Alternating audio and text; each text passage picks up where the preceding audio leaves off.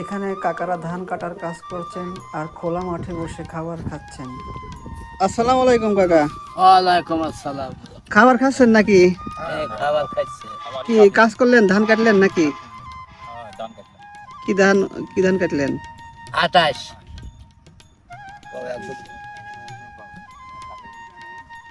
তো এরকম প্রকৃতির মাঝে বসে খাতে কিরকম লাগতেছে? মোটামুটি খুব ভালো। আমার খুব ভালো। কৃষকের খাওয়া ভালোই খাইছে। কৃষকের খাওয়া ধরেন এখন এই প্রকৃতির মধ্যে থাকা লাগবে, আচ্ছা আচ্ছা। তাছাড়া তো উপায় নাই। তারপরে শুকনার পর আইসি ওইদিক পানি কি দিয়ে খাচ্ছেন কি দিয়ে?